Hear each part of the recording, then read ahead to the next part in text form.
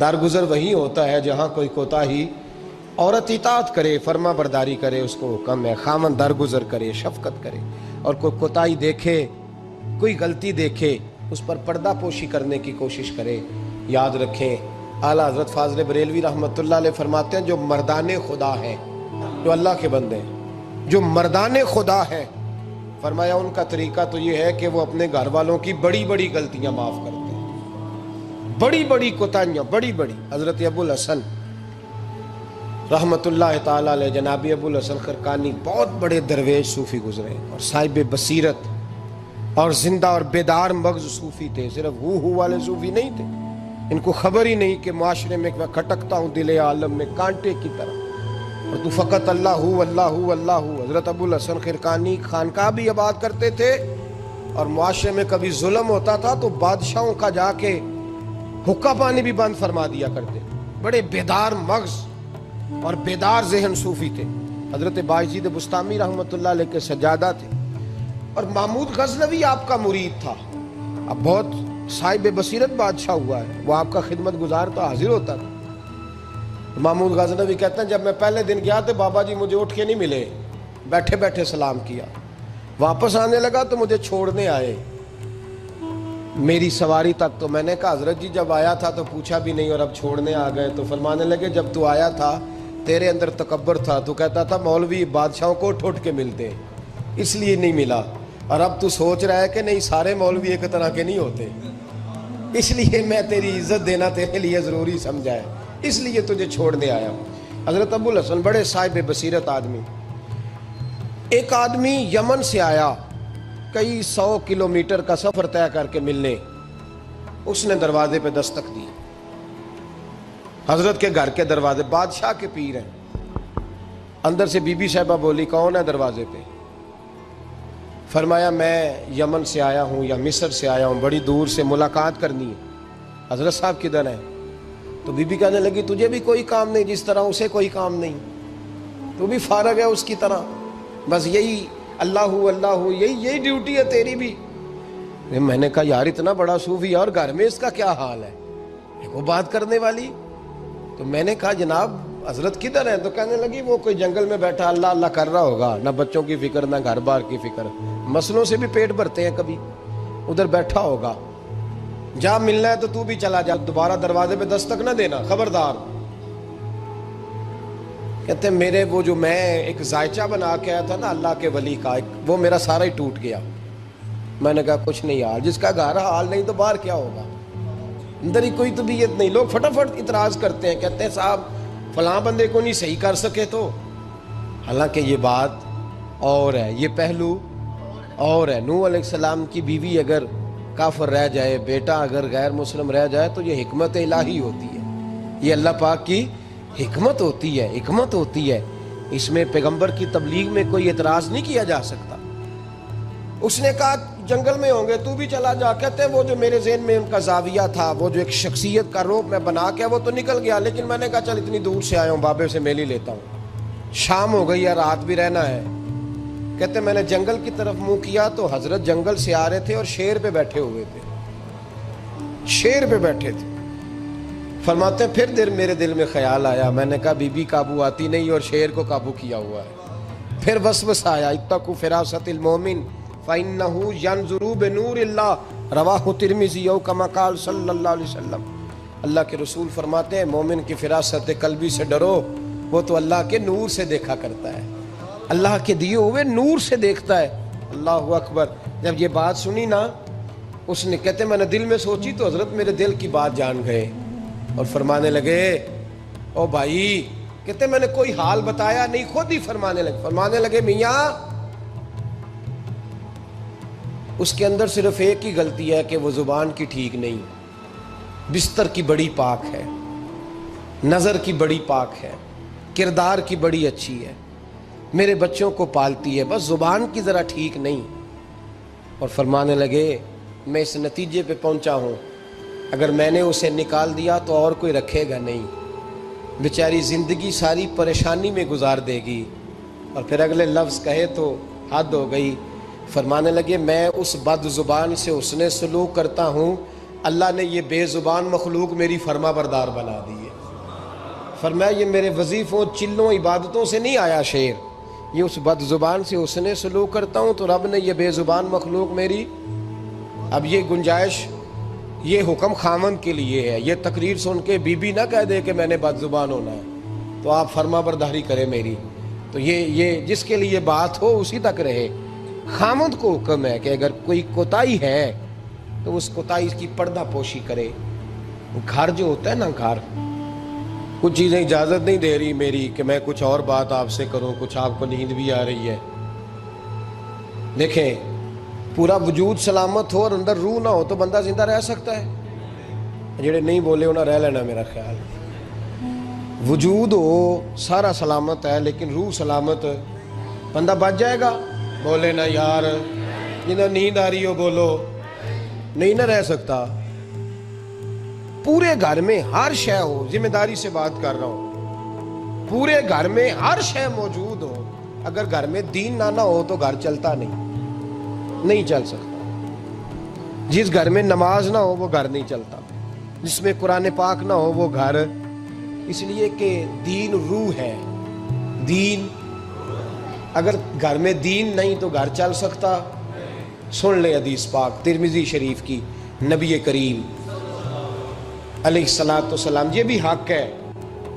یہ آخری بات اس عنوان پہ سنیں، یہ حق آخری ہے، اس کو بھی سمجھیں. ترمذی شریف میں نبی پاک علیہ السلام نے فرمایا، دعا دی حضور نے.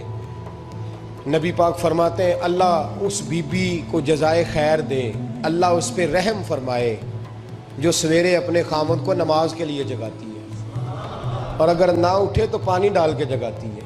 اور فرمایا اللہ اس خامد پر رحم کرے جو سویرے اپنی بیوی کو نماز کے لیے جگاتا ہے اور اگر نہ اٹھے تو پانی ڈال کے جگاتا ہے. رحم کرے. سب سے زیادہ حق میاں بیوی کا ایک دوسرے کا ساتھ ہی ہے کہ انہیں دیندار بنائے. دین کی جس بات کا خامد کو پتہ ہے، اعلیٰ حضرت نے لکھا ہے کہ خامد کی ذمہ داری ہے بیوی کو تعلیم دینا. یہ اس کی ڈیوٹی ہے پردے کا پابند کرانا. اس کی ذمہ داری ہے کہ اسے قرآن و سنت کے جو احکام پتہ ہے اپنی بیوی کو سکھائے، اس کو بتلائے، اس کو سمجھائے. ذمہ داری ہے اس کی. فرمایا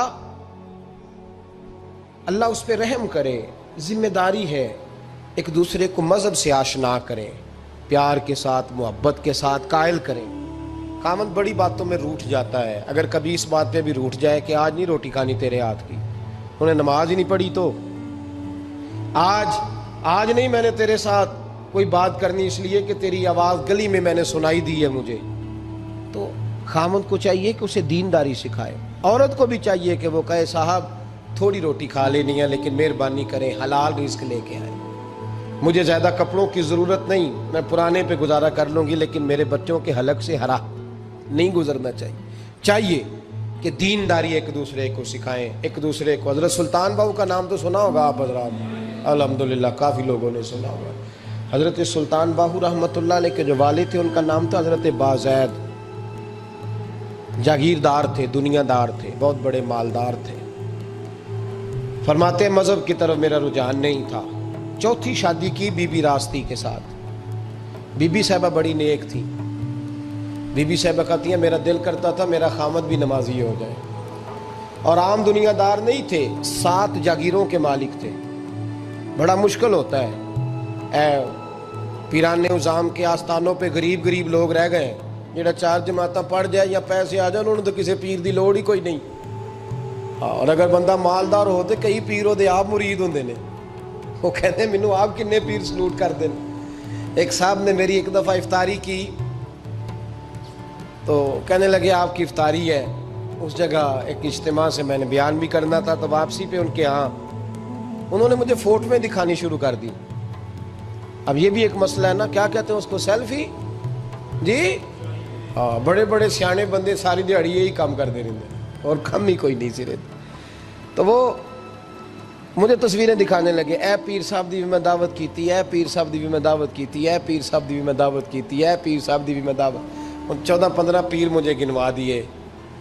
تو کھانے تو بعد مینوں کہنے لگے کہ تسی دوبارہ کدوں آؤ گے. میں کہا جدوں تسی 200 بندے نوں میرا بھی نام دس لو گے. ادو آ جائیں گے.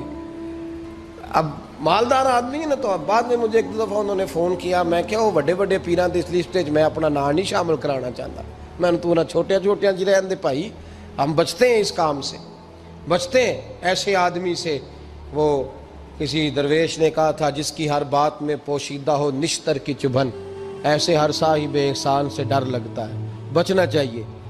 تو مالداروں کے تو آپ بڑے مرید ہوتے ہیں, کئی پیر حاضریاں دیتے پھرتے ہیں, کہیں مولوی دستے نگر ہوتے ہیں, معاذ اللہ. اللہ خودداری اور عزت نفس عطا کرے, آمین تو کہہ دیجئے. دینداری کی اللہ توفیق عطا فرمائے. تو بہت بڑے جاگیردار تھے حضرت سلطان باؤ رحمۃ اللہ علیہ کے والد. بی بی شیبہ کہتی ہے نمازی بنانا تھا خاوند کو. کس کو؟ کس نے بولے؟ کس نے نمازی بنانا ہے؟ اور بیوی کو کس نے بنانا ہے؟ پکی گل نے نہیں.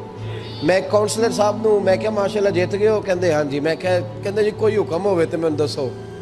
میں کہ حکم ہے کہ تسی اپنے ہلکے دے بندیاں دی ڈیوٹی لانی, کیڑا کیڑا نماز حاضری لانی ہے, کیڑا کیڑا نماز پڑھنا ہوندا ہے تے کیڑا کیڑا نہیں ہوندا. کہنے لگے بڑے سیانے نکلے ہو, پہلا مینوں ہی بسیتے واڑ چھڑیا جی. میں جاؤں گا تے دوجیاں دی حاضری لاں گا نا. تو خاوند نمازی بنائے گا بیوی کو, تو اس سے پہلے خود بنے گا تو بنائے گا نا جی. جی تو اگر خاوند کہہ دے تو پڑھیا کر, میرے پیچھے نہ لگی, تو کتنی جنی کو تو پڑھنی ہونی میں پڑھنی ہے نا.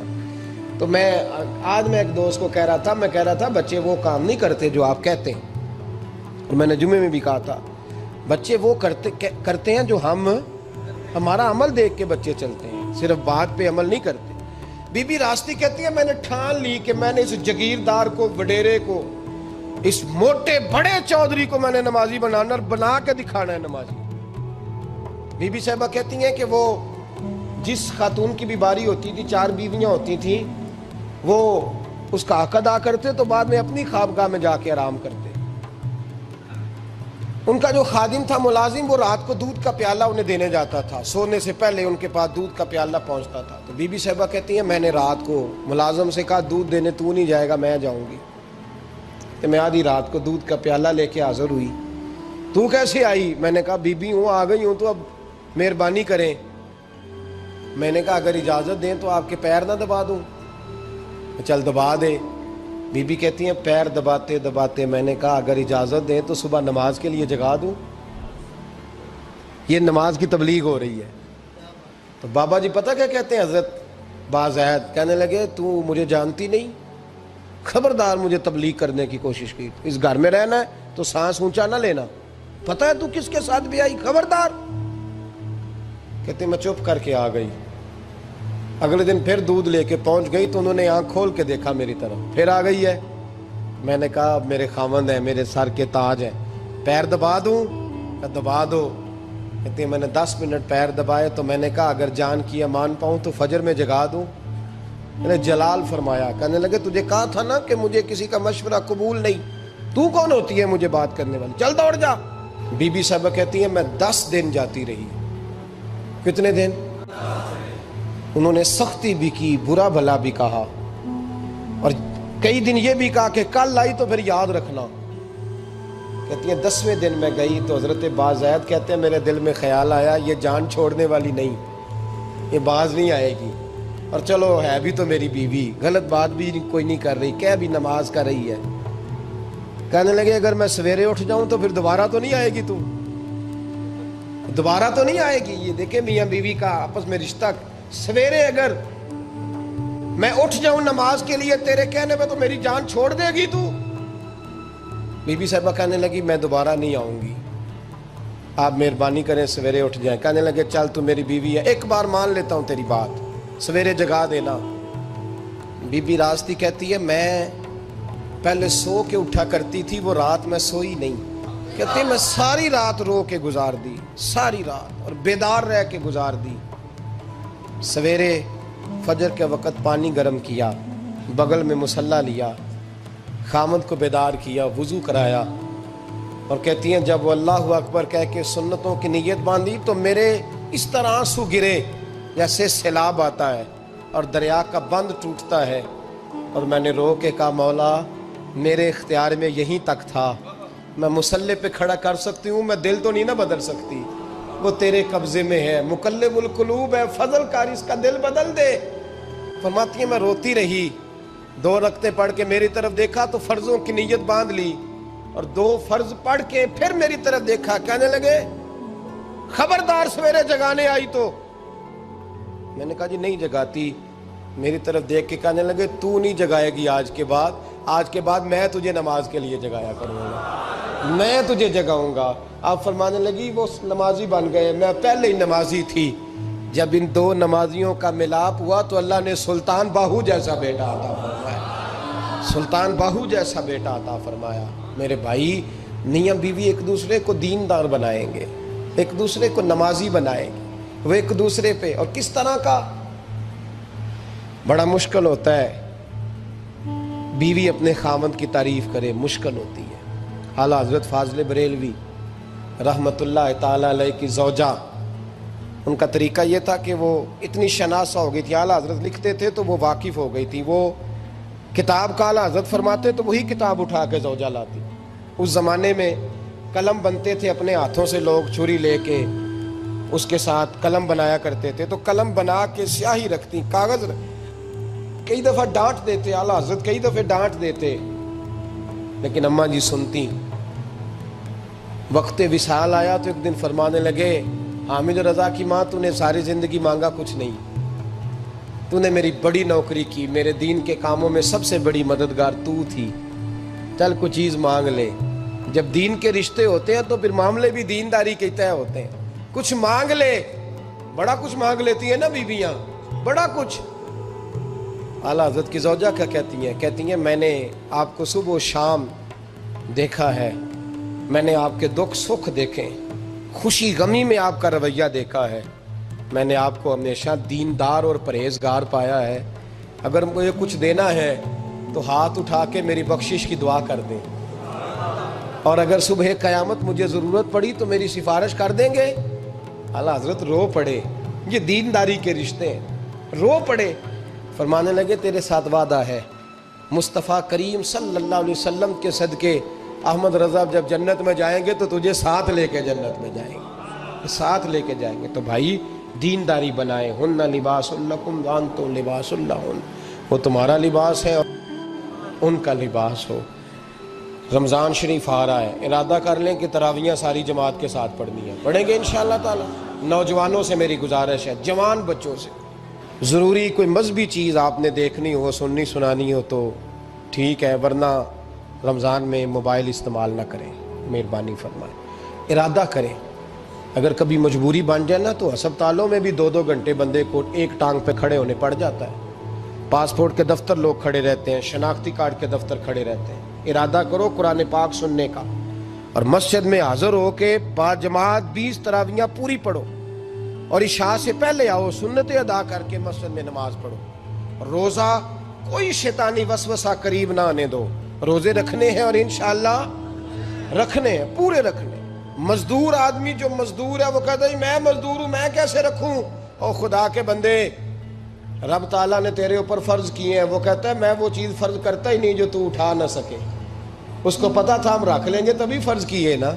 और मजदूर को तो अल्लाह अजर भी ज़्यादा अता करता है, किसी वसवसे पे ना लगे। और कुरान, ये 2 बातें हो गई, रोज़ा और तरावी। और तीसरा, दिन के 2 हिस्से करें, जो वक़्त बच जाए उसके 2 हिस्से करें। आधे हिस्से में कुरान पाक पढ़ना है और आधे हिस्से में दुरूद व सलाम पढ़ना है। ये वजीफ़े पक्के कर लें। और जो लोग गरीबों की मदद करते हैं, मिस्कीनों की, यतीमों की, उनसे मेरी गुजारिश है कि वो मेहरबानी करें तो यकम रमज़ान को लोगों के साथ ताउन करें। किस तारीख को जी? बोले कारी साहब ने सूट कितने देंदे हो जी, ताकि कोई दर्जी सी के ना देवे, एक किधरे पान आना लैवे सूट, मौलवी भी नवा, ये साडा मौलवी ये तो पुराने दी चंगा लगता है। और पहले दे मियाँ ये काम भी पहले करें ताकि वो सिला लें और सिला के पहन लें। मेरी बातों की समझ आ रही है आप हज़रात को? गरीब के साथ, मिस्कीन के साथ, जिसके साथ भी कोई ताउन करना है वो पहले करें, पहले अपने बच्चों को कपड़े बाद में और गरीबों के बच्चों को पहले, ताकि वो शरीक हो, रमज़ान में शरीक हो। किसी को सौदा पहले दें, जो पहले करने के काम है उनको पहले करें, मेहरबानी फरमाएं। रमज़ान की नीयत करें, इरादा करें, अपने अंदर ज़ौक़ पैदा करें।